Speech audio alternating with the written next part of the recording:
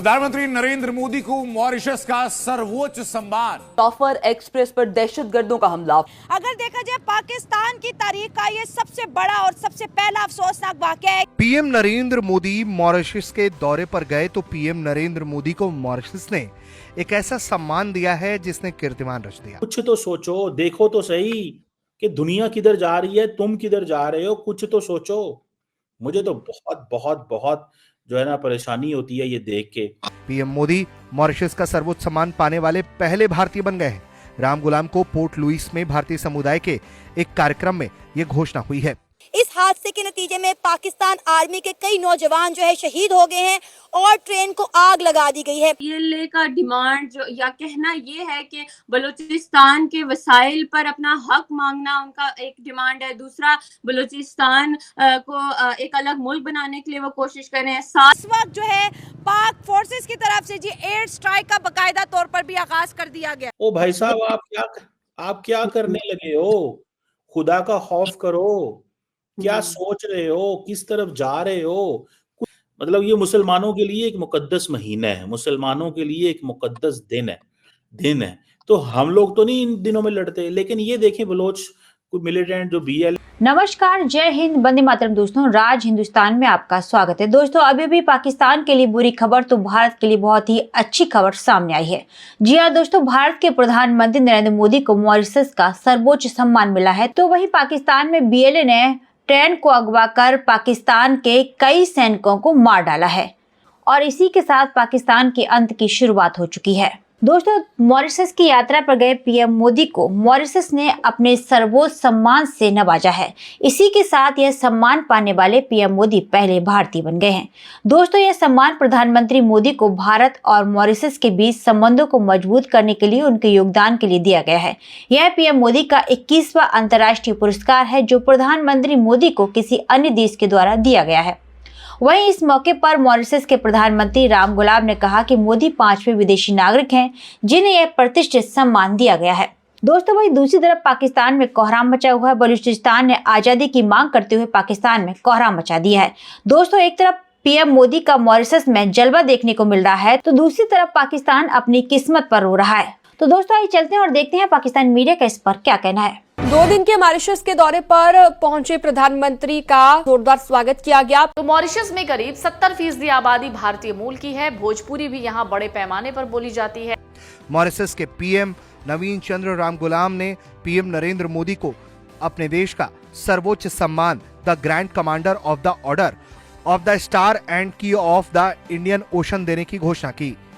आप इस मसले को इंटरनेशनल फैलाएं ना, शोर डालें। हमारे फॉरेन मिनिस्टर क्या करते हैं? मुझे तो सख्त प्रॉब्लम है अपने फॉरेन मिनिस्टर से। हमारा फॉरेन मिनिस्टर बोलते ही नहीं है, हमारी बोलती नहीं है। वो एक छोटा सा स्टेटमेंट दे देते हैं, जी प्राइम मिनिस्टर, वो जी दफ्तर खारजा से एक स्टेटमेंट आ गई। भाई, दफ्तर खारजा की स्टेटमेंट आ गई, एक स्टेटमेंट से क्या होता है? यहाँ पे इतने बड़े पैमाने पे आप देखें, दुआ ये चैलेंज है, इसको आप समझते हैं कि एक स्टेटमेंट से गुजारा हो जाएगा? यानी कि एक, जिसे वो कहते हैं एक स्टेटमेंट से गुजारा हो जाएगा? मुझे तो नहीं लगता एक स्टेटमेंट से गुजारा होगा। ओ भाई साहब, आप क्या करने लगे हो? खुदा का खौफ करो। क्या सोच रहे हो? किस तरफ जा रहे हो? कुछ तो सोचो, देखो तो सही कि दुनिया किधर जा रही है, तुम किधर जा रहे हो, कुछ तो सोचो। मुझे तो बहुत बहुत बहुत जो है ना परेशानी होती है ये देख के। मैं मॉरिशस के सभी निवासियों को राष्ट्रीय दिवस की बहुत बहुत बधाई देता हूं। साथियों, मैं जब भी मॉरिशस आता हूं तो ऐसा लगता है कि अपनों के बीच ही तो आया हूं, और यह स्वाभाविक भी है। यहां की मिट्टी में कितने ही हिंदुस्तानियों का, हमारे पुरखों का खून पसीना मिला हुआ। पाकिस्तान में एक नहायत अफसोसनाक और दिल दहला देने वाला वाकया पेश आया है। देखें, नो डाउट कि ये बड़ा अफसोसनाक सान्य है। इस तरह के सान्यात कहीं पे भी हों, पाकिस्तान में हों, इंडिया में हों, अफगानिस्तान में हों, बांग्लादेश में हों, इराक में हों, शाम में हो, तो उसको कंडेम करना चाहिए।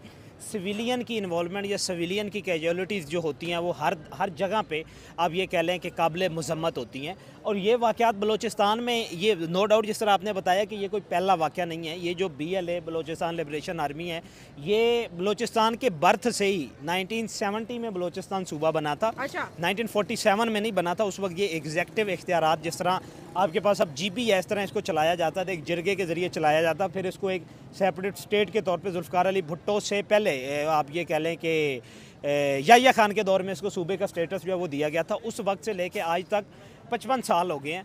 55 सालों में इस तरह के बहुत सारे वाक़यात हुए और सबसे ज़्यादा वाक़यात जो होते हैं वो पंजाब और सिंध के लोगों को वहाँ पे टारगेट किया जाता है, जो यहाँ से मजदूरी करने वहाँ पे जाते हैं, कौन-कनी करने जाते हैं वहाँ पे, और उनको पकड़, और क्लेम ये किया जाता है BLA की तरफ से, बलूचिस्तान लिबरेशन आर्मी की तरफ से, कि ये जो पंजाबी हैं, ये जो सिंधी हैं, ये हमारे वसाइल जो हैं उस पर काबिज और हमारे वसाइल जो हैं ये ले रहे हैं। ठीक है, और यही रिसोर्सेज का ही इशू है कि BLA चाइनीज़ इंजीनियर्स हों, ये CPAC भी इसी वजह से नहीं कंप्लीट हो पा रहा, क्योंकि उनका यहाँ पे भी यही मुतालबा है कि हमारे मिनरल्स को, हमारे पोर्ट्स को चाइना जो है वो यूज़ कर रहा है और हमारे लिए जो है ये चीज़ एक्सेप्टेबल नहीं है।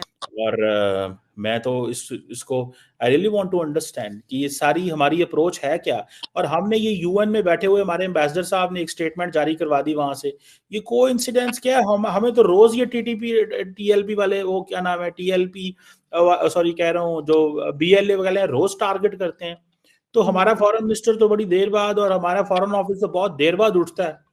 उसका तो काम यह है कि दुनिया में शोर डाल के रखें, और अगर आप समझते हैं कि इनके कनेक्शंस हैं, उन कनेक्शंस को हाईलाइट करें।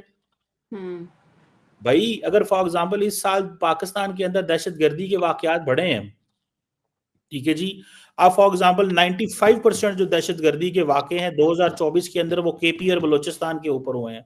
तो क्या किया गया है इस पर? एक तो यह है कि ऑपरेशनल लेवल पे पुलिस, फौज, ये बाकी सारे लोग हैं, लेकिन सवाल ये पैदा होता है कि इसको अगर आप ये कहते हैं जी कि अफगानिस्तान है, तो भाई इसके लिए आपने किया क्या है? कुछ भी नहीं किया। कोई आपकी एक्टिविटी, कोई आपने इसको कम करने के लिए क्या किया है? अगर आप ये समझते हैं कि सारा टाइम आपने ये फौज के ऊपर कह देना है या पुलिस को कह देना है कि जी पुलिस, लॉ एनफोर्समेंट इसके ऊपर करे, वो भाई कितनी देर करे, फिर क्या होगा नेक्स्ट? ये तो कोई तरीका ना हुआ। मैं तो कोई फार्मूला नहीं समझता कि जी वो देखें, हर जो इशू होता है, चैलेंज होता है, इसके डिप्लोमेटिक सोल्यूशन भी होते हैं, सिक्योरिटी के भी होते हैं, पॉलिटिकल भी होते हैं, सोसाइटी लेवल पे भी होते हैं, इकोनॉमिक सोल्यूशन भी होते हैं। या सोल्यूशन क्या है? सोल्यूशन सिर्फ ये है कि बंदे आपके मरवाए जा रहे हैं, बंदे मारे जा रहे हैं। और मैं आपको मजे की बात बताऊं, कितनी एम्बैरेसिंग सिचुएशन है कि जी पूरी दुनिया में खबरें चली गई जी पाकिस्तान के अंदर ये ऐसे ही है कि जी ट्रेन जो है ना हाईजैक हो गई। कभी जहाजों का नाम सुनते थे या बसों को सुनते थे कि जी बस में इतने लोग, अब उन्होंने देखें, उन्होंने ट्रेन का नाम लिया जी, ट्रेन हाईजैक हुई है। ठीक है, सो ट्रेन उन्होंने हाईजैक की है, हमें कोई पता नहीं है, हमारे लोगों को कुछ पता नहीं है। एक बड़ी अजीब सी किस्म की, जिसे कहते हैं ना, जो चीज आ रही है सामने, बहुत अजीब किस्म की चीज आ रही है। कोई वो जिसे कहते हैं ना, मुझे I don't find the way, मुझे कोई रास्ता नहीं, मैं बता नहीं सकता कि हमारे पास कोई रास्ता है कि नहीं। कोई रास्ता नहीं है किसी किस्म का, कोई ऐसी चीज नहीं है किसी किस्म की जिसको आप एक्सप्लेन कर सकें, बता सकें।